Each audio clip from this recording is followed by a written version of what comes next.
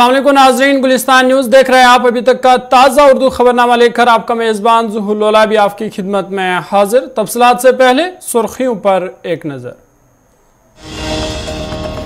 जम्मू कश्मीर में बर्फबारी के एक और मरहले की पेशनगोई। गुलमर्ग और कुपवारा के पहाड़ी इलाकों में बर्फबारी शुरू। 10 जनवरी तक मौसम खराब रहने का इम्कान।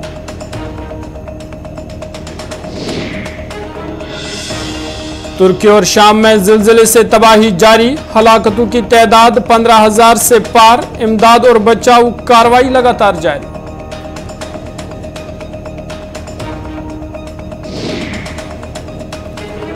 और जम्मू कश्मीर में ड्रग स्मगलिंग। साल 2017 से 21 तक 4,598 केसेस रिपोर्ट।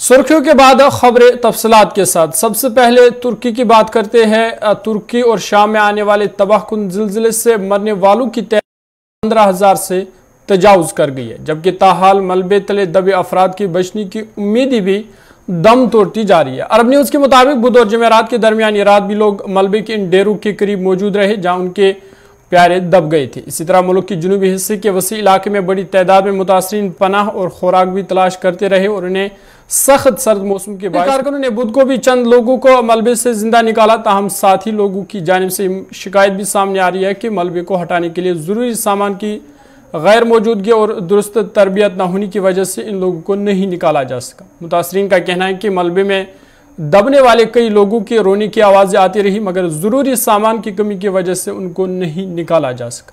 अक़वाम मुत्तहिदा में शाम के मंदूब ने एतराफ़ किया है कि दमास्कस के इलाके में हुकूमत को ज़रूरी सामान की कमी का सामना है। उन्होंने इस सूरत हाल का इल्ज़ाम मगरबी ममालिक की जानिब से आयद की जाने वाली पाबंदियों को करार दिया। इसी तरह तुर्की के सदर तोयब एर्दोगान ने भी तस्लीम किया है कि बहरानी कैफियत के बाद इब्तिदा में हुकूमत की जानिब से किया जाने वाला रद्द अमल नाकाफ़ी था। ताहम उन्होंने जोर देते हुए कहा कि इसको बेहतर बनाया जा रहा है। उनका कहना था कि हम कल और इसके बाद आने वाले वक्त में बेहतर हो जाए। हमें ईंधन के कुछ मसाइल का सामना है, लेकिन हम इन पर भी काबू पा लेंगे।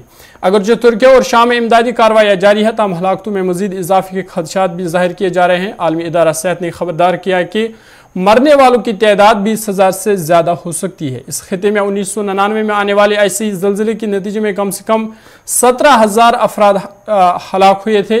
तुर्क हुकाम का कहना है कि ज़लज़ले से 1,35,00,000 से ज़ायद लोग मुतासर हुए हैं। सबसे ज़्यादा मुतासर होने वाला इलाका 450 किलोमीटर पर फैला हुआ है, जो अदीना से दियारबिलर तक फैला हुआ है। इसी तरह शाम में ज़्यादातर हलाकतें हमा के इलाके में हुई, जो ज़लज़ले के मरकज़ से 250 किलोमीटर की दूरी पर है।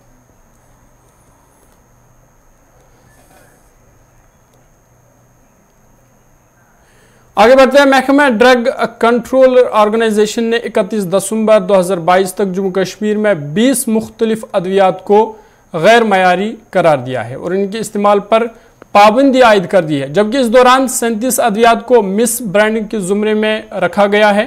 सरकारी अस्पतालों और मुख्तलिफ तिबी इदारों के बाहर और दीगर जगहों पर अद्वियात फरोख्त करने वालों की जानिब से फराम की जाने वाले अद्वियात की जांच पड़ताल का सिलसिला बदस्तूर जारी है और महकमा ड्रग कंट्रोल ने 20 अद्वियात को गैर मयारी करार दिया है। गैर मयारी करार दी गई 20 अद्वियात में मेडिकल सप्लाईज कॉरपोरेशन के 3, सिकमस सप्लाईज में से 1, जबकि दीगर 16 अद्वियात मुख्तलिफ कंपनियों की जानिब से वादी के मुख्तलिफ अजला में दवा फरोशों को सप्लाई की गई थी।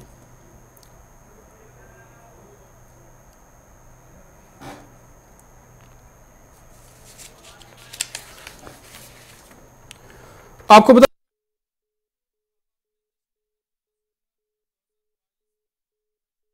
इस मुख्तलिफ अद्वियात को गैर मयारी करार दिया और इनके इस्तेमाल पर पाबंदी आयद की, जबकि इस दौरान 37 अद्वियात को मिस ब्रांडिंग के जुमरे में भी रखा गया है। सरकारी अस्पताल और मुख्तलिफ तिबी इदारों के बाहर और दीगर जगहों पर अद्वियात फरोख्त करने वालों की जानिब से फराम की जाने वाली अद्वियात की जांच पड़ताल का सिलसिला बदस्तूर जारी है और महकमा फूड एंड ड्रग कंट्रोल ने 20 अद्वियात को गैर मयारी करार दिया है और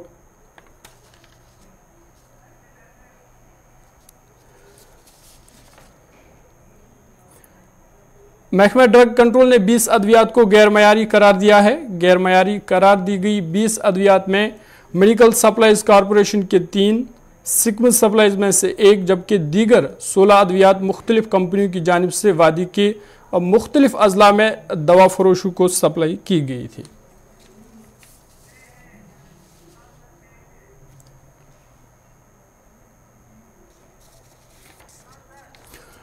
श्रीनगर आपको ले चलेंगे जहां हमारे कश्मीर ब्यूरो हिलाल हांजुरी इस वक्त हमारे साथ है। हिलाल, क्या कुछ मजीद जानकारी है इस हवाले से? क्या इन 20 जो ये दवाई है इन पर मुकम्मल पाबंदी आयद कर दी गई है?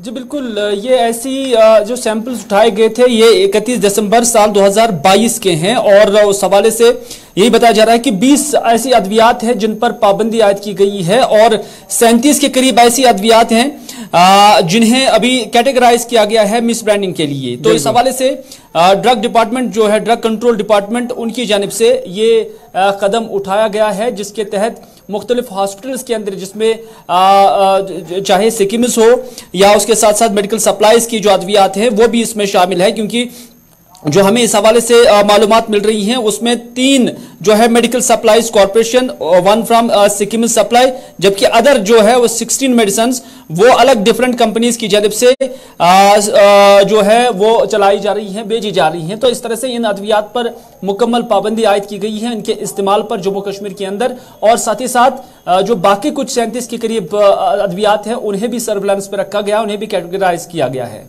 हिलाल से आपसे जानना चाहेंगे कि इन जो जिन अद्वियात पर पाबंदी आयद की गई है, क्या इनमें से कोई खास ऐसी दवा है जो ज़्यादा इस्तेमाल की जाती थी?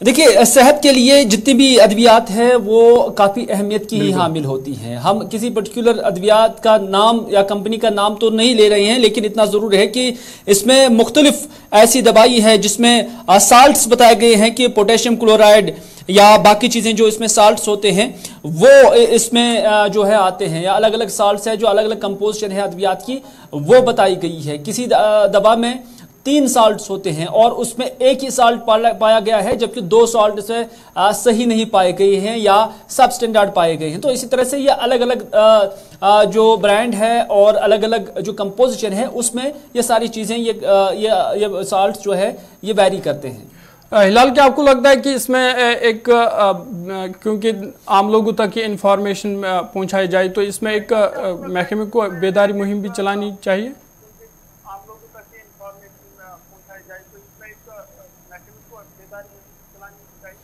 बिल्कुल हो जानी चाहिए बेदारी मुहिम, तो सही बात है, लेकिन पहले ये अद्वियात हॉस्पिटल सप्लाई में आती हैं, यानी जो हॉस्पिटल को सप्लाई की जाती थी। जब ये हॉस्पिटल को सप्लाई की जाती हैं तो उसका मतलब यही है कि इनकी सप्लाई को रोक दिया जाए। कहीं कहीं पर अगर आज भी ये अद्वियात मौजूद होंगी किसी भी हॉस्पिटल में तो वहां पर इसकी जो सप्लाई है उसको रोक देना है। और दूसरी बात, जिन आउटलेट से, जिन फैक्ट्री आउटलेट से ये अद्वियात निकलती हैं, जिन कंपनी से निकलती हैं, तो वहां पर ही अगर इसकी पाबंदी आयद की जाती है तो फिर ये मार्केट में भी अवेलेबल नहीं होंगे। चलिए, बहुत बहुत शुक्रिया तफसीलात फराम करने के लिए। कश्मीर ब्यूरो हिलाल हांजुरी तफसीलात फराम कर रहे थे, तो इनका कहना था कि 20 अद्वियात पर फिलहाल पाबंदी आयद कर दी गई है। आगे बढ़ते बात मौसमियात की करते हैं। महकमा मौसमियात के पेशनगोई के एन मुताबिक वादी कश्मीर के बालाई इलाकों में बारिश के साथ साथ हल्की बर्फबारी शुरू हुई है। गुलमर्ग और कुपवारा के बालाई इलाकों में इस वक्त बर्फबारी हो रही है। महकमा मौसमियात ने बर्फबारी के एक और मरहले की पेशनगोई की थी। मुतल्लिका महकमे के एक तर्जुमान के मुताबिक वादी में आज यानी 9 फरवरी से 10 फरवरी तक हल्की से दरमियानी दर्ज की बर्फबारी का इम्कान है। उन्होंने कहा कि इस दौरान पहाड़ी इलाकों में भारी बर्फबारी मुतवक्का है।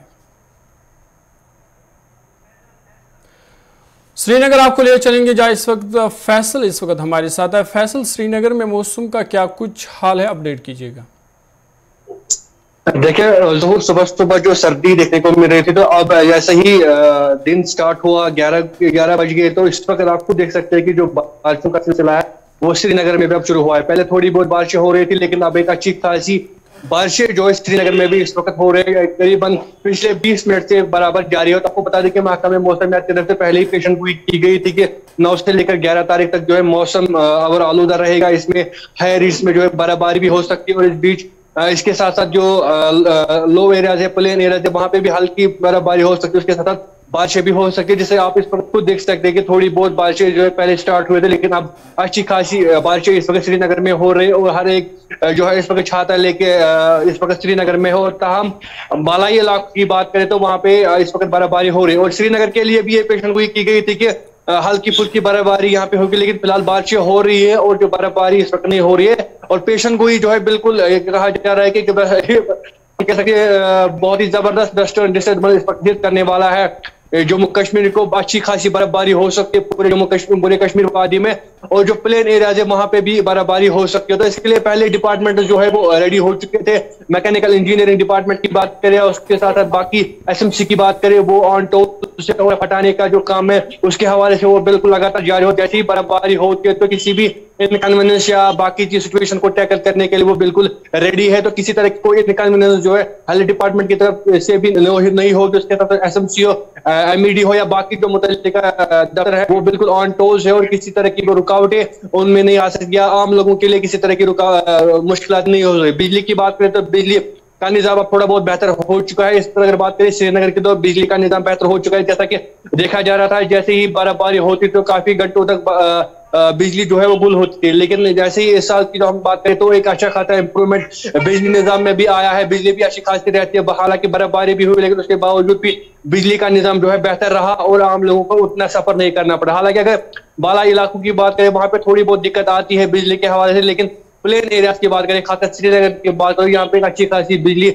आज रहती है और किसी तरह की कोई कटौती नहीं होती। हालांकि जो कटौती शेड्यूल दिया गया है उसमें वो बिल्कुल इम्पोज होता है। जिन घंटे कटौती रहती है वो बराबर रहते हैं, लेकिन जिनके लिए बिजली होती है वो उसमें बराबर बिजली मिलती है और आम लोगों को ज्यादा मुश्किल भी नहीं है। फिलहाल आप मौसम की बात करें तो मौसम फिलहाल 11 फरवरी तक ऐसे ही बर्फबारी भी होगी, बारिशें भी होगी और इस बीच जो हवाई रास्ता है वो भी बंद होने का जो है हम कह सकते खतरा हो सकता है, क्योंकि जिस तरीके से पेशेंटगोई की गई है तो वैसे हम ये भी कह सकते हैं हवाई रास्ते पे भी असर पड़ सकता है, उसके साथ साथ जो जमीनी रास्ता है उस पे भी एक अच्छा खासा असर पड़ सकता है। फैसल, जिस तरह से आपने बताया कि 11 फरवरी तक मौसम में बदलाव ज़्यादा आ सकता है, बर्फबारी ज़्यादा हो सकती है, तो इस हवाले से इंतज़ामिया की जानिब से क्या कुछ एडवाइजरी जारी हुई है अभी तक, या जो हवाई इंतज़ामिया उनकी जानिब से कोई एडवाइजरी जारी हुई है?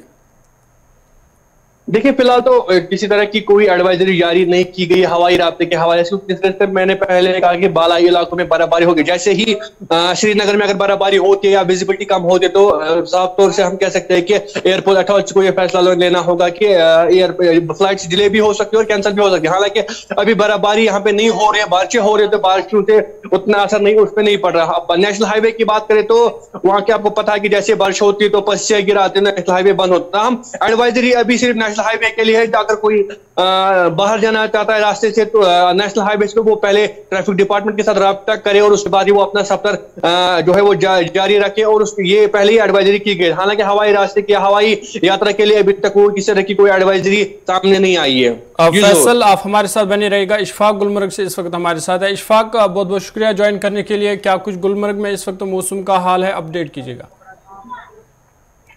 जी जरूर, अगर महकमा मौसमियात की बात करें, महकमा मौसमियात ने 48 घंटे के लिए जो है पहले ही यहाँ पर पेशेंटगोई दी है कि 48 घंटों में मैदानी इलाकों के साथ साथ जो है बालाई इलाकों में बर्फबारी हो सकती है। और बर्फबारी जो है, बर्फबारी का अगर हम कहेंगे कि बालाई इलाकों में बर्फबारी का आगाज हो चुका है। आज सुबह से ही मौसम बदल गया और सयाजी मुकामात के साथ साथ जो टंगमर्ग के जो मैदानी इलाके हैं यहाँ जहां तक काफी जो है ठंडी महसूस की जाती है और यहाँ पर भी बर्फबारी जो है वो शुरू की गई है। और यहाँ पर जिस तरह से बर्फबारी का हम ये कहेंगे कि जिस तरह से विंटर गेम्स में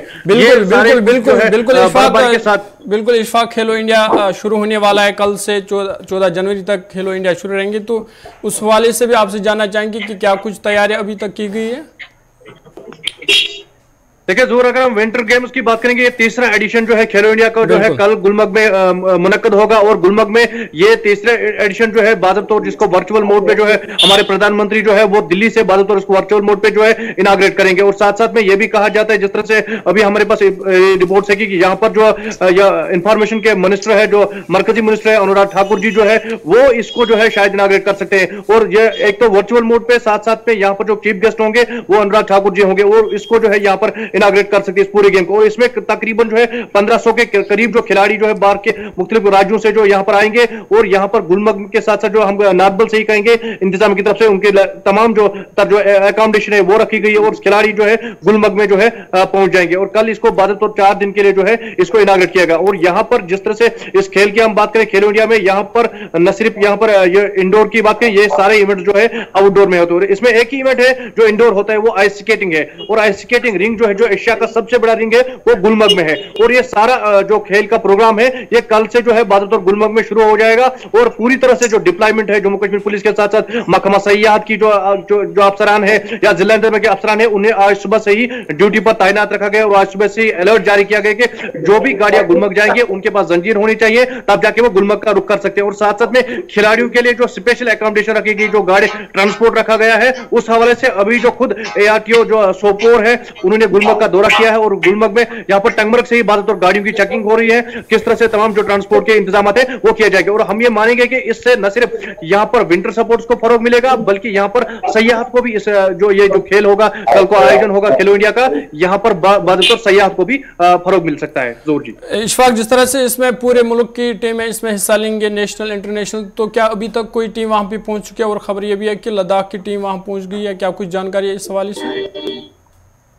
देखिए, लद्दाख और जम्मू कश्मीर के साथ साथ हम मनाली की बात करेंगे। मनाली से भी कुछ जो आइस स्टॉक जो एक गेम इसमें होता है, उनके खिलाड़ी जो यहाँ पर पहुंच चुके और इसमें न सिर्फ आपने अभी कहा कि इंटरनेशनल जो जिन बच्चों ने इंटरनेशनल तक पहुंचे और इंटरनेशनल में हिस्सा भी ले चुके हैं, वो भी बच्चे यहाँ पर आ चुके हैं। और आज जो है श्रीनगर में कुछ खिलाड़ियों की टीमें जो है वो हुई है, वारिद हुई है। और साथ साथ में टंगमर्ग की बात करेंगे, टंगमर्ग में 4 टीमें अभी तक पहुंच चुके हैं। और जिस तरह से बात एंट्री होती है, और हम कहेंगे कि 72 के करीब जो खिलाड़ी है, जो आइस कोट जो है और जो स्नो शू के खिलाड़ी है, वो टंगमर्ग पहुंच चुके हैं। और टंगमर्ग से इनको गुलमर्ग की ओर रवाना किया जाएगा। इशफाक, क्योंकि पिछले दिनों हमने देखा कि बर्फानी तोदे गिराए जिसमें कई लोगों की जान भी चली गई, तो इस हवाले से इस बार क्या कुछ तैयारियां की गई है? क्योंकि ये खेले जो है बर्फ पर खेलनी है, तो इस हवाले से क्या कुछ नई तैयारियां की गई है? क्या कुछ नया देखने को मिलेगा?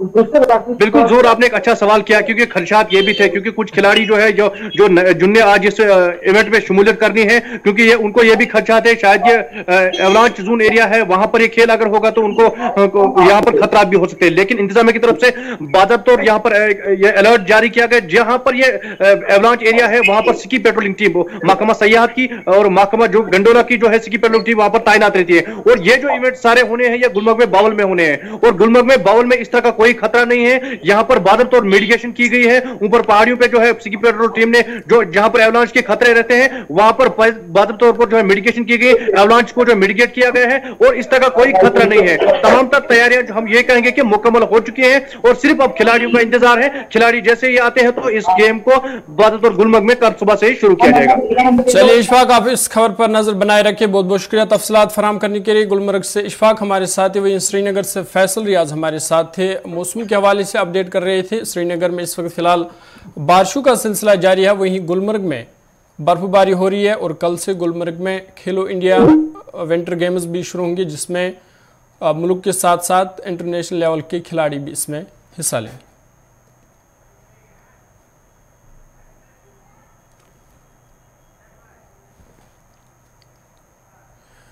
जम्मू कश्मीर इंतजामिया की जानिब से जारी इंसदाद तजावुजात मुहिम पर जहां जम्मू कश्मीर से नई दिल्ली तक सियासत जारी है, वहीं ऐवान में भी इस मामले पर खूब बहस हो रही है। एक जानिब हिज़्ब इख्तिलाफ की हुकूमत की इस कार्रवाई पर जहां सवाल उठाए, वहीं बीजेपी के मुताबिक गुज़िश्ता 70 बरसों से जारी कब्जे को हटाने की ये मुहिम जारी है।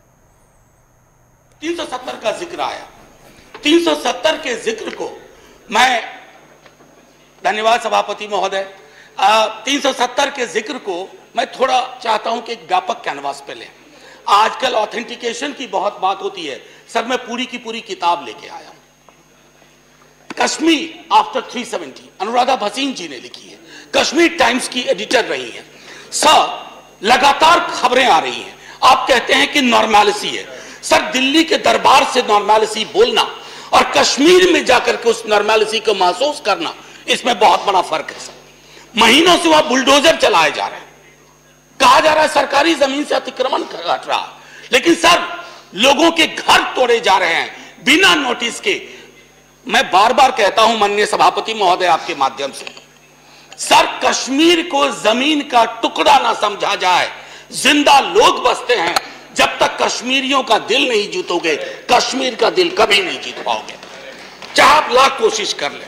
अब जनाब 5 अगस्त 2019 को आईन को रौंद कर, आईन को दरकिनार करके जम्मू कश्मीर की खुसूसी पुशन खत्म की गई और फिर आईन को नजरअंदाज करके उसके दो हिस्से किए गए। और आज तक यह मुल्क जो कह रहा है कि हम जी ये सबसे बड़ी जमहूरियत है, 8 साल से कोई इलेक्शन नहीं, कोई रिप्रेजेंटेशन नहीं, एक ब्यूरोक्रेसी है और ब्यूरोक्रेसी अफसरशाही चला रही है एक स्टेट को।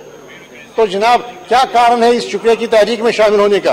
तो जनाब आजकल आप आज की बात देखिए, अब उस दिन क्या हुआ, 16,000 लोगों को जेल दिया, गिरफ्तार किया गया और आज भी कई एक नौजवान है जो रायबरेली में, अम्बेडकर नगर में, आगरा की जेलों में कश्मीर से आए हुए और मजहबी रहनुमा है, वो अब्दुलरशीद दाऊदी हूँ या मौलाना वीरी हूँ, ऐसे कई एक जो मजहबी रहनुमा है वो जेलों में है 300, 400, 500 किलोमीटर दूर। अब जनाब आजकल नई बात हुई है, आजकल जम्मू कश्मीर में बिल्डोजर राज चल रहा है जनाब। हर सुबह कई एक बिल्डोजर हर बस्ती में जाते हैं और बस्ती में तजावुजात खत्म करने के नाम पर छोटी छोटे गरीब घरों को इस्तेमाल कर रहे हैं। अब जनाब माजूर नगर हो, पातशाही बाग हो, जनाब हुसैन हो, सर बुलडोजर चलाया जा रहा है। सर पूरे देश में land to tillers, land reforms का ढिंडोरा फेंटा। हमने लैंड रिफॉर्म्स करे जम्मू कश्मीर में। सर एक आदमी को 70 साल में मालिकाना हक नहीं दिए, सभी स्टेट लैंड, और वोट लेते रहे। हम देने जा रहे हैं, हमने अभी अनाउंस करा है, हम देंगे, हम ही देंगे।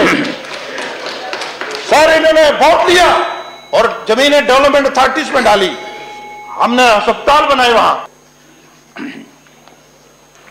इन्होंने इंटेंशनली पीओके को इसलिए यूनिलेटरल सीज फायर करा था कि अगर ये कम्युनिटी इधर रहेगी तो कुछ फैमिलीज को जिनको लॉन्च करा था उनकी कभी हुकूमत नहीं बन पाएगी। आज क्रॉस बॉर्डर टेररिज्म अपना लास्ट उसमें है, बुखलाट में। आज नहीं, कभी स्टिकी बम लेके आता है, कभी टनल निकालता है, कभी ड्रोन से हमारे इलाके में हथियार फेंकता है। लेकिन आज मिलिटेंट की, टेररिस्ट की उम्र जो है, जो क्वेश्चन उठाते हैं वहां नॉर्मलसी नहीं है, जिनकी आंखों से दिखता नहीं है। आप टेररिस्ट का एज को देखिए कि वो कितना जल्दी न्यूट्रलाइज होता है। अभी तक के उर्दू खबरनामे में इतना ही। अपने मेजबान ज़ुहुल उलाबी को दीजिए इजाजत। आप देखते रहिए गुलिस्तान न्यूज़।